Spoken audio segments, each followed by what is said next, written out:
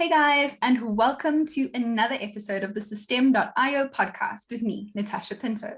Join us as we discuss all things digital marketing and entrepreneurship.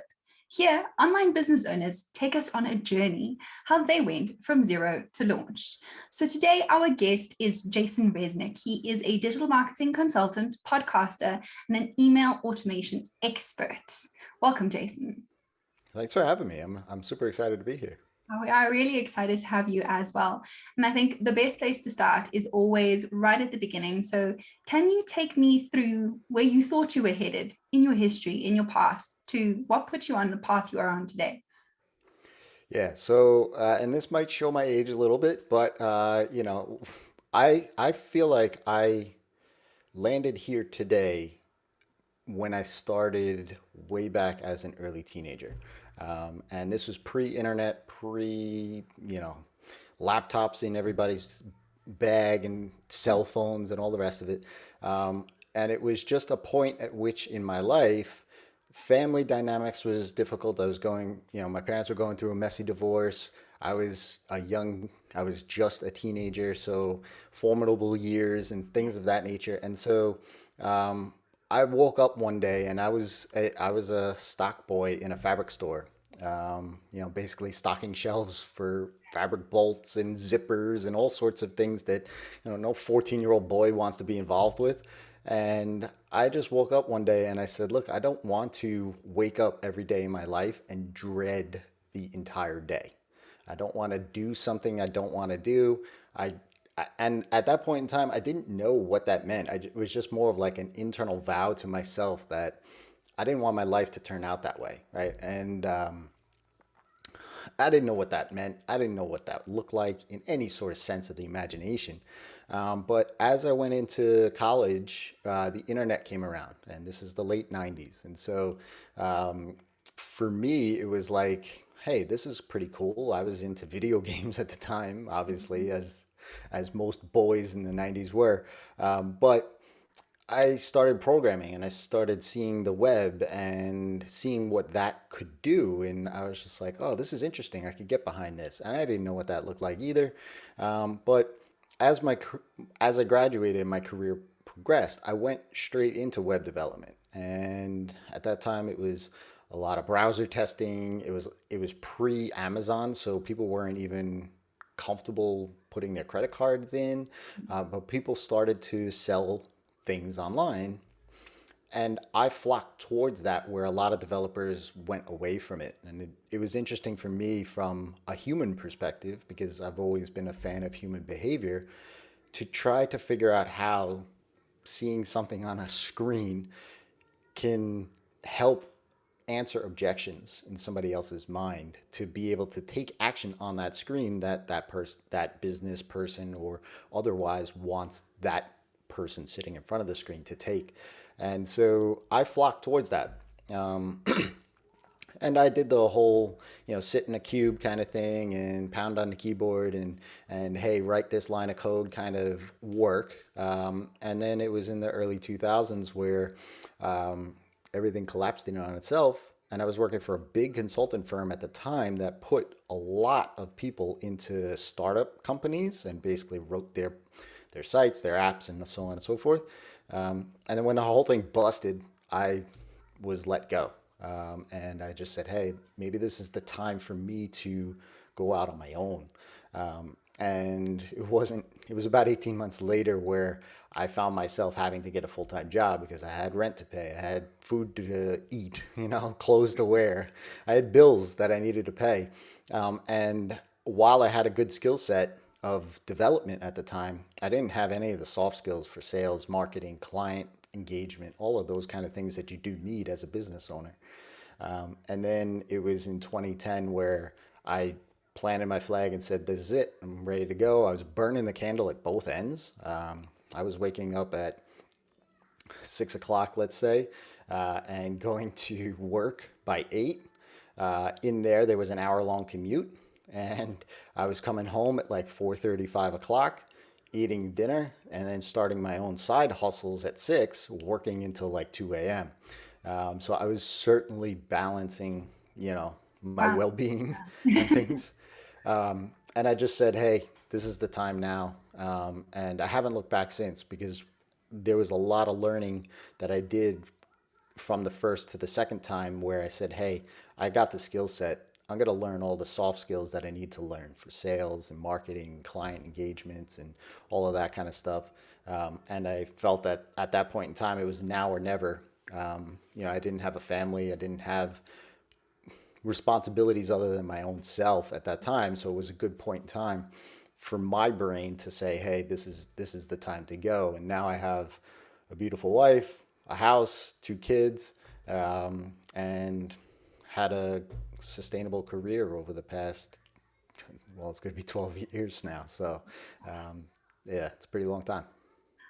I think, yeah, there's a trend in entrepreneurs and people who start their own business. It's never really what they start off wanting. They kind of have an entrepreneurial spirit and this idea that no, they don't want to work for someone else or hate what they're doing, hate getting up in the morning, but they kind of accidentally sort of land in, oh, cool, I can actually do this. This is what I'm going to start. So it's really great to see that thread being pulled through for so many people, especially when you're faced with things like COVID, where lots of people have been put in a similar position where they can no longer do their old job. And now they're given this opportunity to, okay, cool, let me try something new. I'm being forced to, yeah, and accidentally find something. Yeah, absolutely. In online business, there's often a lot of obstacles and setbacks, and they're very different to ones that you manage in like a brick and mortar business. And I think they're also a little bit more fast paced. So how do you manage obstacles? Well, it depends on the obstacle, I guess. A You can lot of break it times, down, yeah. yeah, I mean, a lot of times what I try to do because of my own history from a personal perspective, I depressed, I burned out twice. I try to manage those sort of feelings because those feelings can also, without being aware of them, can amplify those obstacles that I hit, right? And so one of the things that I try to always do is get away from the screen, enjoy time elsewhere to really keep the balance of why am I doing this in the first place? Like for me, my North Star, my compass is I'm building a business so that I could have the time, freedom, and flexibility to be with my sons or travel with my wife and things like that. So it's not dedicated for 20 hours in front of a screen or growing this huge big agency or anything like that. And when I run into an obstacle, whether that's personal or professional, or it's a question, an opportunity even, maybe it's, a speaking engagement across country, things like that. I start to think like if it's really something that's weighing on me in some way or I'm wrestling with it, I think about why I'm doing what I'm doing in the first place.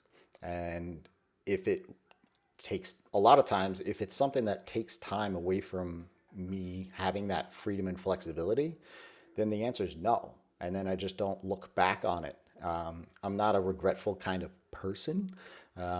So I just really try to remain focused and on my vision and make sure that whatever I'm doing is aligned with that vision. Now, obviously, there's obstacles with clients and things of that nature, but I usually try to, especially with clients, I try to over communicate things. I try to anticipate what could happen, you know, from my own experience over, 20 years. I could kind of see when projects may go off the rails, maybe miss a deadline or things happen. I could kind of see that and I try to start to communicate that as soon as I see that. And that usually helps with a lot of the uh, potential hurdles or bumps in the roads with clients. So with those two things, it's like remaining focused on where I'm going and where I'm heading, but also over communication. And those things usually help me with any sort of obstacles that I might run into.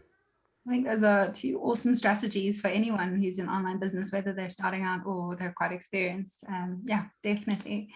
And then can we get a comparison in how much you're making? Because I think it's quite inspirational, especially since you're very established and you have been working for 20 years, but with 12 years in online business, of what it was like in your first year to what it is like now, almost 12 years later. Yeah, so it's interesting because when I quit the full-time job, I was making six figures. I was running a team of developers. I was on essentially like that second tier of the company. I was a director. So I gave up a lot there. Like I was, it was obviously a comfortable salary. I was able to do things lifestyle wise and things of that nature.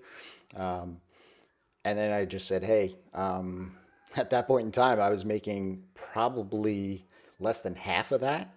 And so I was like, all right, this is what you're going to have to do. You're going to have to pull your boots up and kind of cut some stuff out that you are doing.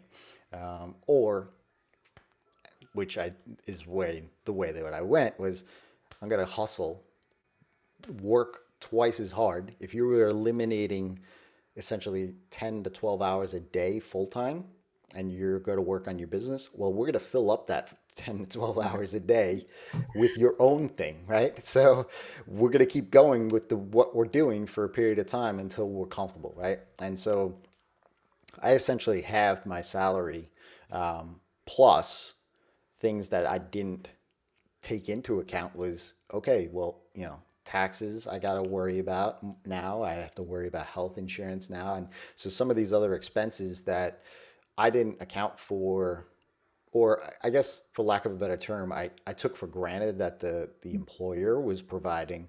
Now I had to be more aware of it. So even though that it was like a half salary kind of thing, it was actually less than that even, right? And so the take home was less. So it was a sort of hit, but as I said at the time, I was just responsible for myself, right? And so like, hey, I can eat pasta for a while, like I don't have to go out, like so certain things I was accepting of. If I had the family, dynamic, it might have been different. Now, fast forward to today, things are much different. I'm making much more than I was ever, or even if I just scoped out the 3% to 5% raise over time, I'm making way more than that.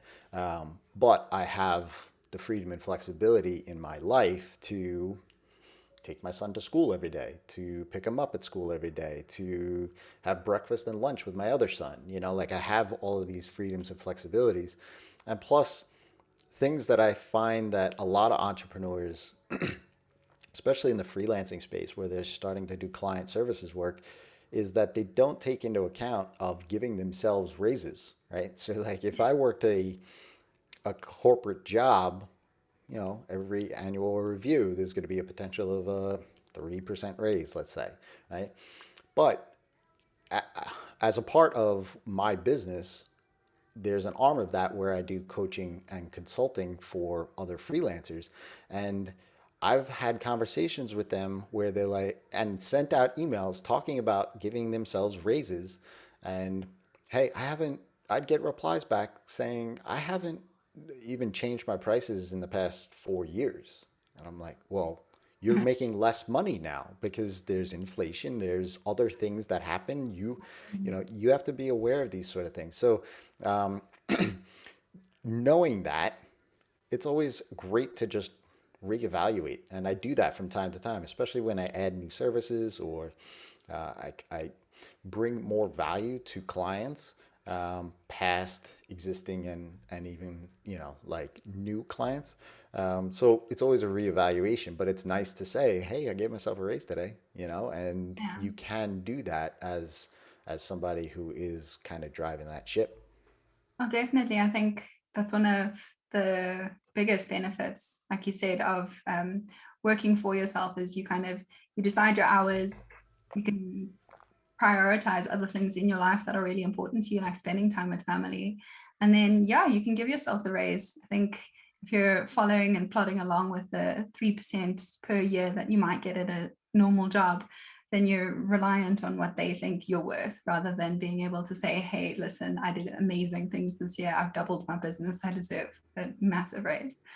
Yeah, absolutely. And just I mean just to tack on there, there was a period of time where the perception of what services I was providing, the value in the market was like $100 a month, and I was charging 2,000 a month for it. And people were asking me, how can you charge what you charge? And when there's $99 services out there that do that, I say, well, I'm not doing that.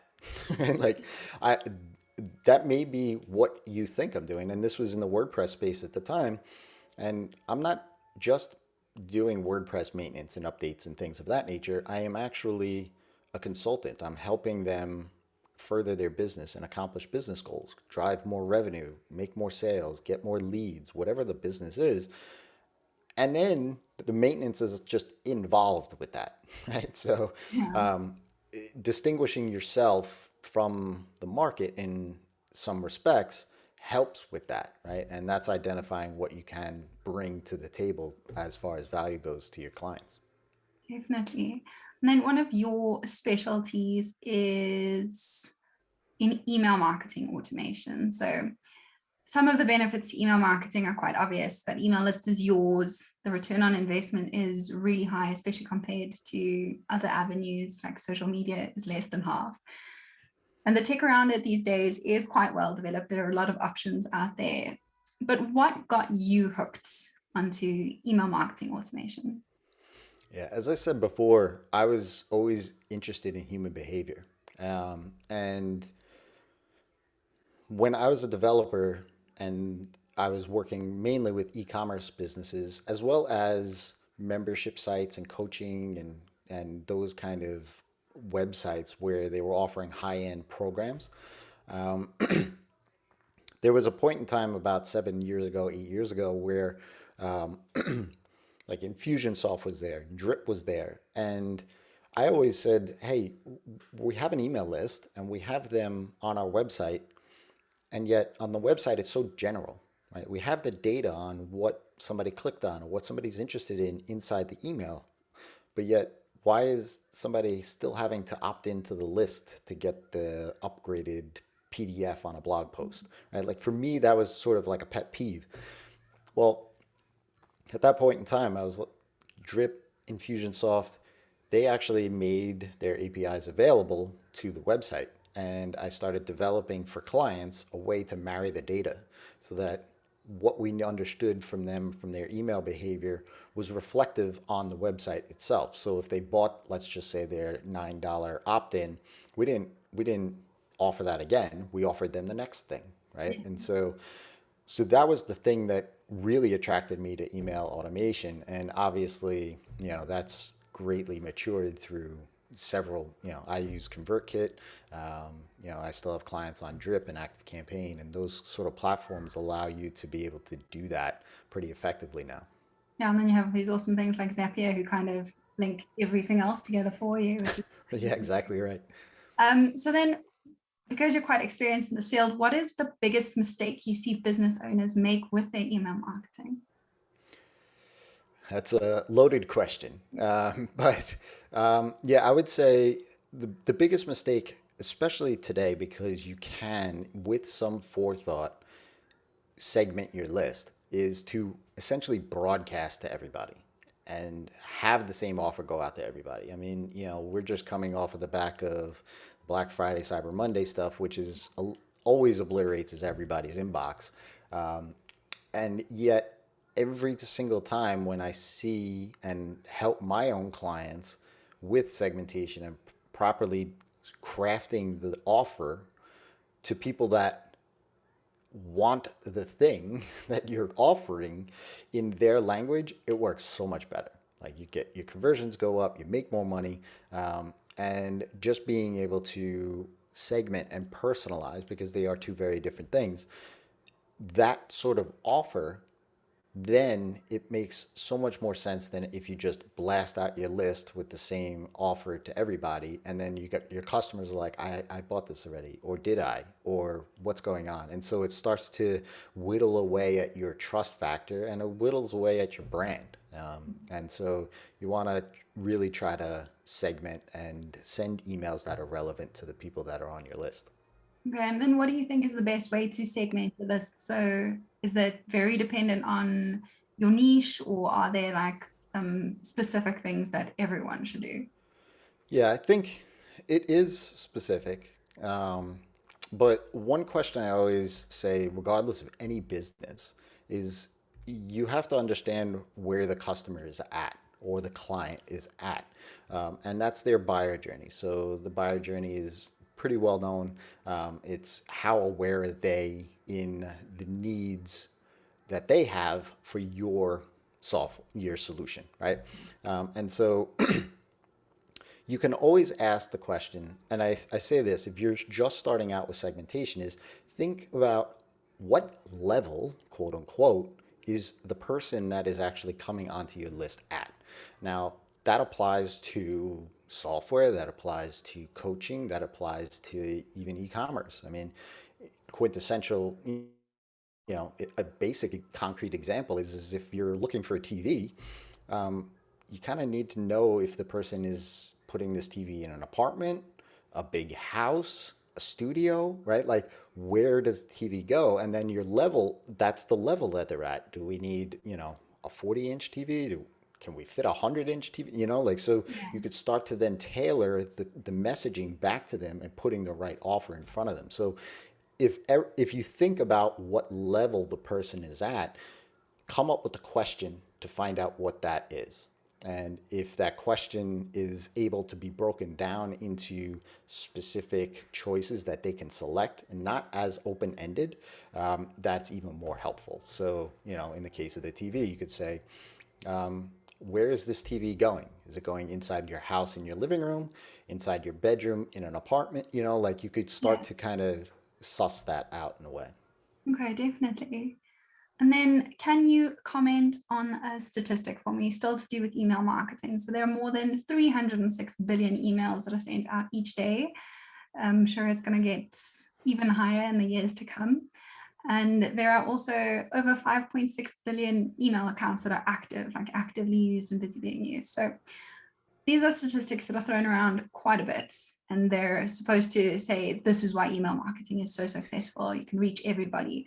But how do you go about actually interpreting those statistics? Because while there might be 5.6 billion email addresses that are active, maybe one person has six, and there's no point in emailing that one person six times.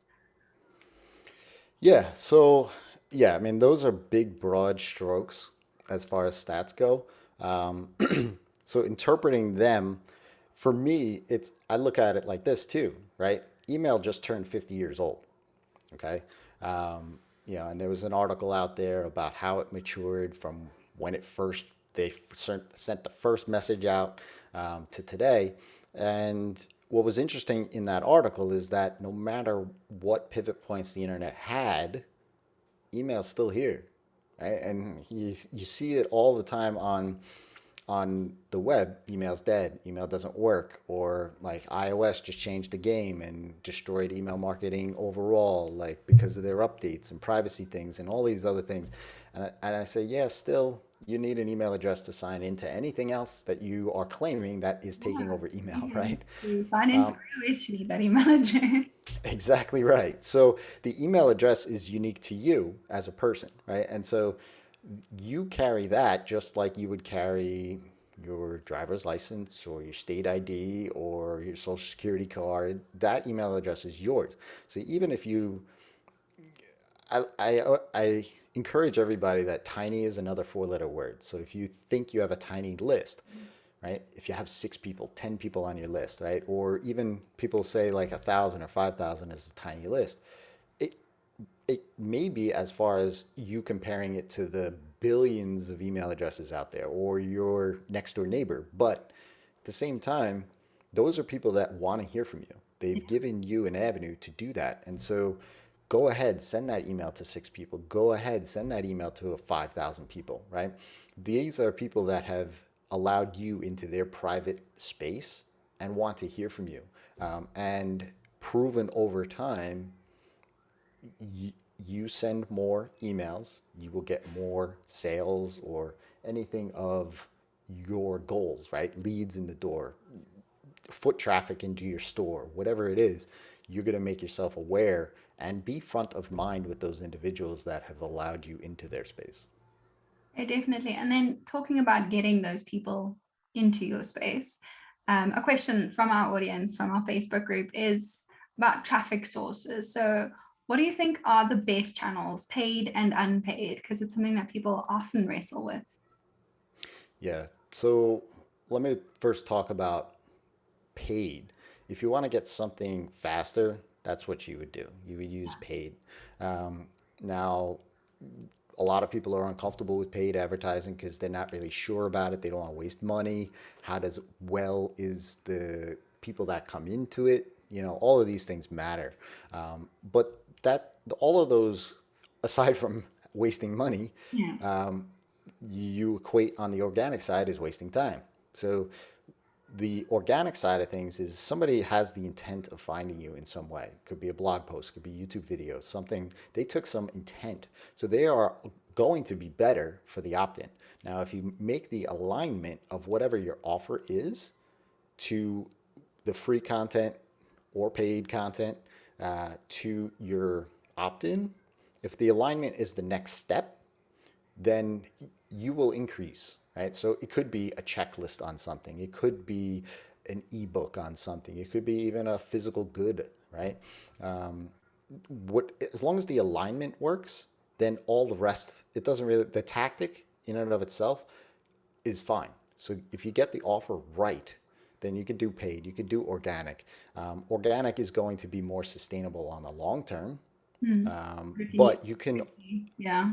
you can marry the two, so to speak, and test certain messaging on the ads to see what resonates and brings in people, and then change up your organic because it's going to take longer for the organic to gain that traction that you're looking for. But having those underpinnings, that foundation of that core offer there is what's actually going to matter. Right, definitely. And then let's talk about Nurturekit.co. So you're working in partnership with ConvertKit, and you call yourself, well, they've given you the certification of migrations expert. So what kind of skills make you an expert in that very niche service? Because you spoke about being more than just maintenance. Yeah, so I mean, I am a certified ConvertKit expert. I'm also a certified drip consultant. I'm actually the only person on the planet that is both of those things, which is a weird thing to say at this time. But you look at both directories, I'm the only one there. So in any case, what that I find that I bring the not only the tech behind it as a developer. My mind works as a developer, it always will. I always love development. I still do development to this day, at least for myself, as well as a few lines of code for clients. But the way that I think with tech aligns with all of the experience and everything that I found from the human aspect of things. And I can marry those two very well. And I, the thing that I didn't realize even until a few years into running my own business was that I had people throughout my full-time career, bosses, directors, managers, kind of say to me that you're a weird geek, right? Like you Yeah. can speak the geek language and talk to other developers, but you talk business, right? So like even a lot of business people don't understand, they don't want to hear the techno mumbo jumbo kind of stuff, and you can translate that back and forth very good. And that wasn't something that I realized until I actually started having my own clients, and they were saying the same things because they had experiences with other developers where they felt uh, they were put in a spot of being awkward or feeling like they're not understanding what this person keeps saying over and over again. Yeah. And so for a lot of the things that you know come into the world of really niching down, and that's what I focus in on. As specifically, Nurturekit focuses in on ConvertKit, Drip, and Active Campaign customers. It's really building out those automations, workflows, and helping with strategy for creators, coaches, people that sell online memberships, those sort of folks that may not have a team of technical people, or they just may be a team of one, where I've learned over the years that doing the same thing seems to work for every business. It's just a matter of getting the language and the messaging ironed out properly. Okay. And then with Raise.com, it is focused more on freelancers, right? Hmm. So, and how does that branch into what you do? So you've got the book me for a day with Nurturekit, which is what you've said, the I am the one who will speak geek and also speak business, and I will give you this like niching down. I will give you everything back at the end of the day and say, hey, this is what I've done. This is how it works. This is what you asked for. Cool. How do you do that then for the freelancers with Raise.com? Yeah, Res.com, the whole freelancer space was something that and we talked about it before, you mentioned it, like you fall backwards into things sometimes. And so when I started my own business, I just wanted to write lines of code. That's all I cared about. I was like, I'll do client work and I just want to sit here and be myself and do that.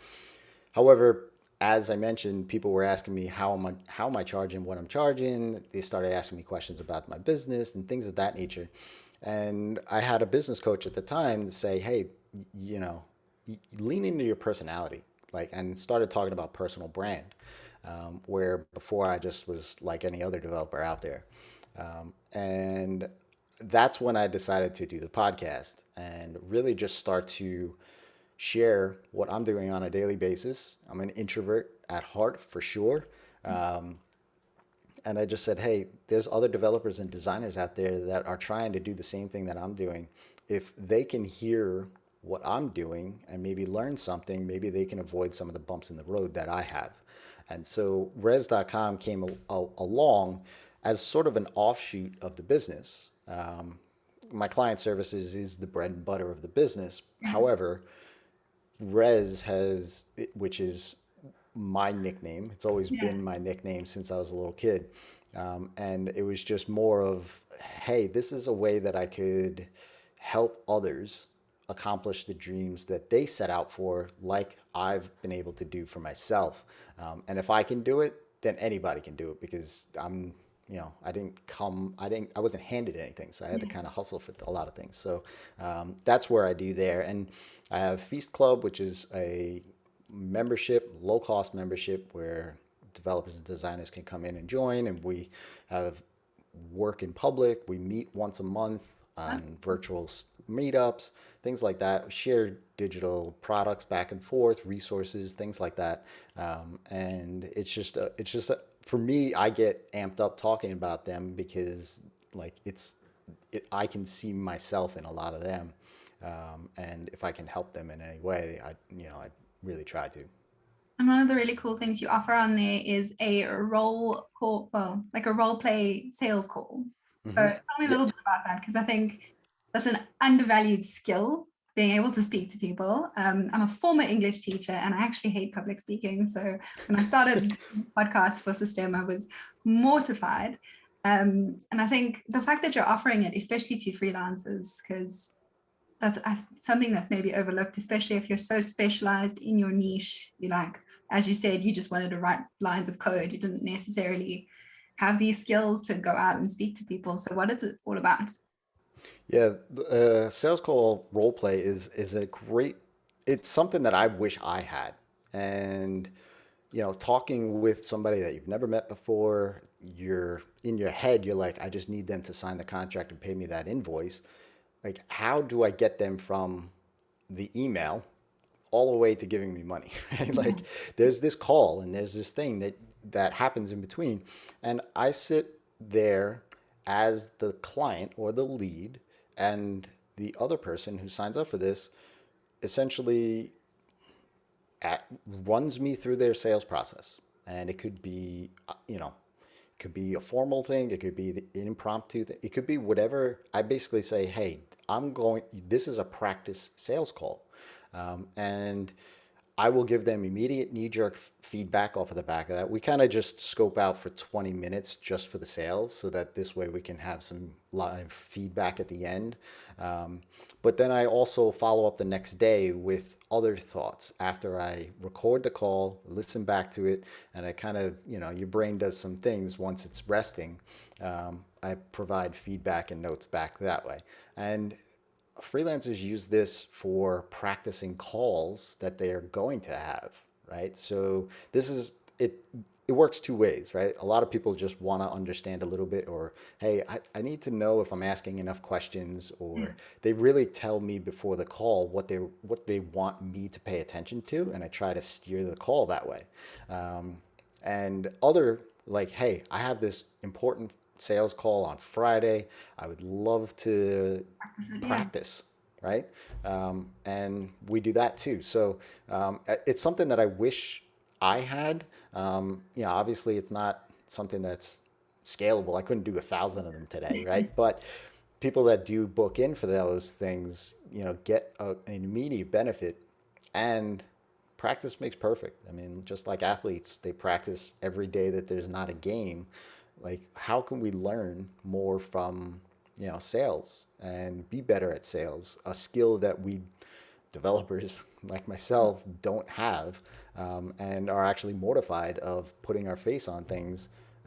How do we become better at that? Well, it's through practice and a safe environment where you're not feeling like there's the pressure of the signed contract is not there anymore, Yeah. right? And so I can often give points to those sort of aspects to say, hey, you're doing great here. And then all of a sudden something happens, right? And so a lot of people don't pick up on those things in real time. A lot of freelancers don't record their calls. That was one of the things that I learned early, was to record the calls and listen back to them. And you pick up things that you didn't hear when you're actually in it real time. So yeah, it's something that I wish I had when I grew up, so to speak, but it's certainly an offer that a lot of people take up on. Yeah. I think it's a really unique offer, and yeah, a lesson that people get that instant feedback, something that's quite rare Yeah. in all the other business models and offers that are out there. And then let's dig into, I suppose, social media, but more multimedia for a little bit. Why podcasting for you? So we spoke a bit about, before we had the recording, about lots of people are leaning into YouTube, into TikTok with these tutorial videos or stuff that's more entertainment based. Why podcasting for you? What drew you to it, and why do you keep at it?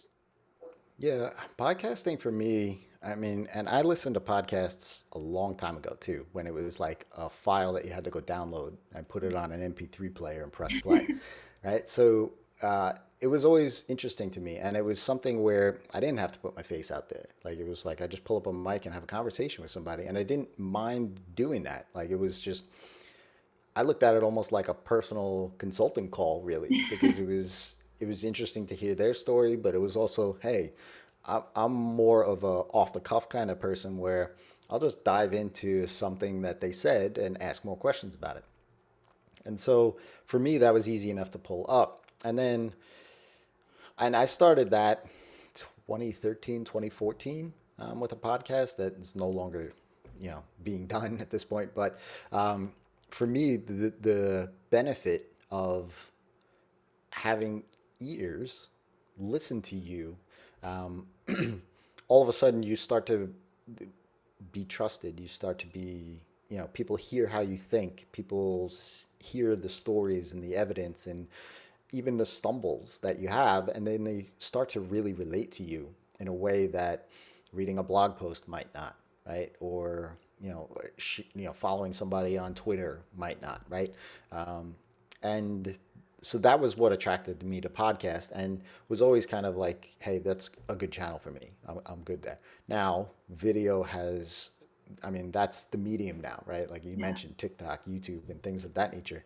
For me, video has always been a stopping point, because I'm a perfectionist in a way, and like, like I'm right now, I'm in a room full of windows. And so like I have no idea what the sun is gonna do, right? But that would drive me crazy. Like if I was to record a video and upload to YouTube, and I was like, like my son might come and bang on the door and things like that. Like that would drive me nuts. Whereas in a podcast, I could be in a closet and nobody knows, right? Like I could be in a completely dark room. So what I wound up having to get comfortable with is video. And I put myself through a grueling thing of posting 90 straight days on YouTube, on Nurturekit's YouTube channel. And I suggest anybody to do it to get over some of those perfectionist mindsets that they have, because to do something like that for daily, you kind of have to throw caution to the wind and be like, okay, yeah, I still have to push this publish button today, right? And so that helped me get over some of these things and not care too much about things that I would notice that most people wouldn't, because the content's good and they don't really care if you're the clouds are overhead or anything of that nature. They really care about their intent and getting the content to be valuable for them. So video for me is something that I'm still working on and trying. But yeah, podcast for me has always been an easy medium because it's just pulling up a microphone and having a conversation with somebody. And we do that as humans Yeah. for, as long as the species has been around. So Yeah, I think it's a great thing for branding because it kind of humanizes the person who's behind whatever product, whatever software, mhm. whatever business. And then last big question, what does the future look like for you? So do you have a medium term or a long term goal that you're looking towards? Yeah, I mean, as I said before, my North Star is family and time. And the the goals that I have, really, to be honest with you, is leaving a legacy for my sons. And that's my long-term vision. Now, my oldest son is going to be 5 at the end of December. And then I have a 2.5-year-old. And so for me, I don't want them to think like they have no idea that people actually leave the house and go to work, right? Like my wife and I, we work from home, right?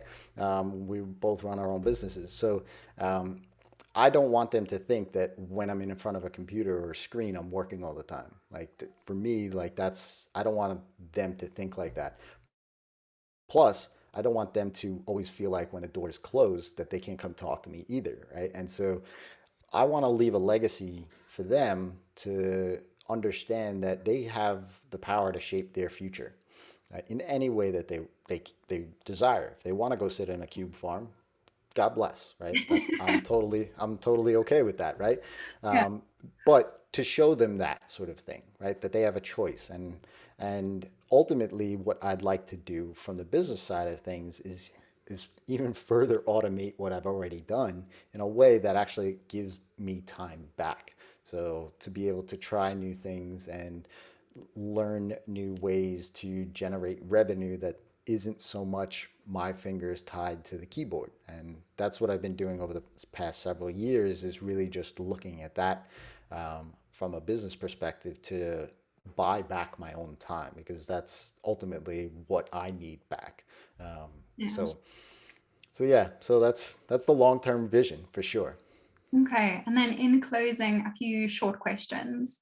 Mhm. So, is there one book or podcast or resource that you could recommend to our listeners? So, people just starting out an online business? Yeah, one, huh? And those are all different mediums, so I have like one for each. But um, I would say this: if I was to choose one, I would choose Atomic Habits by James Clear. Now, that's not specifically towards online entrepreneurs, but it does speak to creating habits and being intentional about what you do, and you have to have that in your online business. So I would certainly Atomic Habits. Okay, perfect. I'm so excited that there's more than just the 4 hour work week with our recent guest, because it's usually the stalwart. Everyone thinks that's the Bible. And then looking back, one piece of advice that you would give to your 18-year-old self. Uh, yeah. Um, be open and listen more. That is one thing that, as a business owner, you have to have both ears open, right? I don't remember who said it, but like God gave you 2 ears and one mouth, Yeah. so you should listen twice as much as you speak.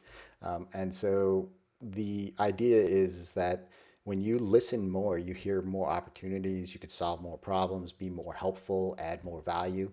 Um, and so if you listen more and you're open to things more and you're empathetic to someone else's situation, that's just gonna give you more value for yourself and allow you to accomplish your goals long term. Okay. And then you spoke about another one of the benefits of online business being like not tied to one location, and you love traveling with your wife. So what is the next place you would like to visit as soon as COVID is less of a present thing, since everything's closing down again? Yeah. So there's two places, and my wife basically we piggyback depending on we go back and forth depending on the day, but we'd love to get back to Hawaii. We went there on our honeymoon, Oh, wow. um, or I would actually like to take a month, 30 days or a month, and travel Europe. Oh, Um, beautiful. my wife, her family is Italian. I'm Irish, so we would like to kind of spend a lot of time over there. So Yeah. Oh, yeah, sounds so amazing. And then finally, where can our listeners find you? So if you say your tags, I will put them in the description. yeah, Twitter, I'm at Rez. That's with three Z's, Rezzz. Or you can find me at Nurturekit.co. And yeah, all my client services work there. But yeah, you can see everything that I'm working on as far as email marketing and automation right there. Okay, awesome. Jason, thank you so much for joining me and for giving me your time. And thank you to our listeners today. If you're watching us on YouTube, hit that like button and subscribe to the channel. If you're listening to this on a podcasting app, subscribe to the Systeme podcast so that you never miss an episode. Systeme.io is a digital marketing software platform packed with all the tools you need to grow your online business. Thank you.